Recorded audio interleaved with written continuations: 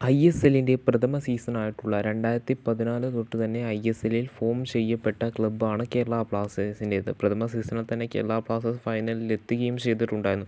തുടർച്ചയായ ഏതാണ്ട് 3 ഫൈനലുകളോളം Kerala Blasters പ്രവേശിച്ചിട്ടുണ്ടായിരുന്നു. 5 play ഓഫിലും കളിച്ചിട്ടുണ്ട്. 2 നോക്കൗട്ടിൽ ബ്ലാസ്റ്റേഴ്സ് പരാജയപ്പെടുകയും ചെയ്തിട്ടുണ്ട്. ഇങ്ങനെയിരിക്കുന്ന ഒരു ടീമാണ് ISLൽ അത്ര കണ്ട് മോശം പ്രകടനമൊന്നും കാഴ്ചവെച്ചിട്ടില്ല എങ്കിൽ പോലും പല സീസണുകളിലും സങ്കടമേറിയ സീസണുകൾ തന്നെയാണ് കേരള ബ്ലാസ്റ്റേഴ്സിന് ഉണ്ടായിട്ടുള്ളത്. ചില സീസൺ, അതായത് 5 സീസൺ, ISL 11 സീസൺ ഉണ്ടെങ്കിൽ അതിൽ 5 സീസണിൽ മാത്രമേ ബ്ലാസ്റ്റേഴ്സിന് പ്ലേ ഓഫിൽ എത്തുവാനായിട്ട് സാധിച്ചിട്ടുള്ളൂ. അതൊരു നിരാശ നൽകുന്ന കാര്യം തന്നെയാണ്. എങ്കിൽ പോലും കേരള ബ്ലാസ്റ്റേഴ്സിനെ സംബന്ധിച്ച് പറയുമ്പോൾ പല താരങ്ങൾക്കും കേരള ബ്ലാസ്റ്റേഴ്സിന്, അതായത് പല മികച്ച താരങ്ങൾക്കും താരമൂല്യമേറിയ താരങ്ങൾക്കും കേരള ബ്ലാസ്റ്റേഴ്സിലേക്ക് വരുവാനായിട്ട് മടിയുണ്ട് എന്ന് ആണ് നിലവിൽ പുറത്തേക്ക് വരുന്ന റിപ്പോർട്ട്. കാരണം എന്ന് പറയുന്നത്, കേരള ബ്ലാസ്റ്റേഴ്സിനെ സംബന്ധിച്ച് പറയുകയാണെന്നുണ്ടെങ്കിൽ ISLൻ്റെ 3-ാം സീസണിൽ മാത്രമാണ് കേരള ബ്ലാസ്റ്റേഴ്സ് ISLൻ്റെ 2-ാം സ്ഥാനം എന്ന് പറയുന്നത്. അതായത് കേരള ബ്ലാസ്റ്റേഴ്സിൻ്റെ ഏറ്റവും വലിയ ISLൽ ഫിനിഷ് ചെയ്തിട്ടുള്ള ഏറ്റവും വലിയ പൊസിഷൻ എന്ന് പറയുന്നത് ലീഗ് ടേബിളിൽ 2-ാം സ്ഥാനമാണ്. അത് നടക്കുന്നത് 3-ാം സീസണിലാണ്. അന്ന് ISLൽ വെറും 8 ടീമുകൾ മാത്രമേ ഉള്ളായിരുന്നു. പിന്നീടാണ് അത് 10 ടീമായിട്ട് ഇൻക്രീസ് ചെയ്യുകയും പിന്നീടത് 11, 12, നിലവിൽ 13 ടീമുകളായിട്ടും ഇൻക്രീസ് ഉണ്ടായിട്ടുള്ളത്. അതിനാൽ തന്നെ ഈ എല്ലാ സീസണുകളും നോക്കുകയാണെന്നുണ്ടെങ്കിൽ ISLൻ്റെ 3-ാം സീസണിൽ മാത്രമാണ് കേരള ബ്ലാസ്റ്റേഴ്സിന് ISLൻ്റെ 2-ാം സ്ഥാനത്ത് എത്തുവാനായിട്ട് സാധിച്ചിട്ടുണ്ടായിരുന്നത്.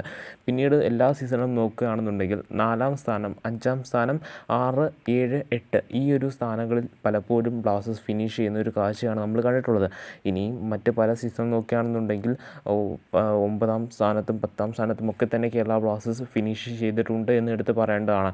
ISLൻ്റെ 7-ാം സീസൺ കേരള ബ്ലാസ്റ്റേഴ്സ് ആരാധകർക്ക് വളരെയധികം നിരാശ നൽകിയ സീസണായിരുന്നു. ആ ഒരു സീസണിൽ എവിടെയാണ് ഫിനിഷ് ചെയ്തതെന്നൊക്കെ നമുക്കറിയാവുന്നതാണ് കേരള ബ്ലാസ്റ്റേഴ്സിനെ സംബന്ധിച്ചിടത്തോളം. ഇങ്ങനെ ഇരിക്കുന്ന ഈ ഒരു സാഹചര്യത്തിൽ ഇതുകൊണ്ട് തന്നെ, അതായത് ഒരു ടേബിളിൽ അല്ലാതെ ട്രോഫിക്ക് വേണ്ടി ഫൈറ്റ് ചെയ്യാത്ത ടീം ആയതുകൊണ്ട് തന്നെയാണ് പല പ്രമുഖ താരങ്ങൾക്കും കേരള ബ്ലാസ്റ്റേഴ്സിനെ വേണ്ടാത്ത, അതായത് കേരള ബ്ലാസ്റ്റേഴ്സിനെ ചൂസ് ചെയ്യാത്തതെന്ന് തന്നെ നമുക്കിപ്പോൾ അറിയുവാനായിട്ട് സാധിക്കുന്നത്. അതുകൊണ്ട് തന്നെ ആയിരിക്കാം ഒരു പക്ഷേ കേരള ബ്ലാസ്റ്റേഴ്സിന് മികച്ച സൈനികൾ നടത്തുവാനായിട്ട് ബ്ലാസ്റ്റേഴ്സിൻ്റെ സ്പോർട്ടിംഗ് ഡയറക്ടറായിട്ടുള്ള കരോളി സ്കിൻകിസിന് സാധിക്കാതെ വരുന്നത് എന്ന് എടുത്ത് പറയേണ്ടതാണ്. എന്തൊക്കെയാണെന്നാലും കേരള ബ്ലാസ്റ്റേഴ്സിന് വരാൻ പോകുന്ന സീസണിലെങ്കിലും ആദ്യത്തെ ട്രോഫി നേടുവാനായിട്ട് സാധിക്കട്ടെ എന്ന് പ്രതീക്ഷിക്കാം. ഇനി ഈ ഒരു സീസണിൽ ഒരു ട്രോഫിയും ഇനി കേരള ബ്ലാസ്റ്റേഴ്സിന് നേടുവാനായിട്ട് അവശേഷിക്കുന്നില്ല. എല്ലാ ടൂർണമെൻറ്റും തന്നെ ഈ ഒരു സീസണിൽ കഴിഞ്ഞിട്ടുണ്ട്. വരാൻ പോകുന്ന ടൂർണമെൻറ്റ്, അതായത് ഒരുപക്ഷെ ഡ്യൂറൻ കപ്പ് ആയിരിക്കാം ഇനി വരാൻ പോകുന്നത്. അതിനുശേഷമായിരിക്കാം ISL, അതിനുശേഷം സൂപ്പർ കപ്പ്, ഇങ്ങനെ ആയിരിക്കാം പോവുക. അതുമാത്രമല്ല, സൂപ്പർ കപ്പിന് പകരമായിട്ട് ഫെഡറേഷൻ കപ്പ് തിരിച്ചെത്തുന്നു എന്ന തരത്തിലും അഭ്യൂഹങ്ങളുണ്ട്.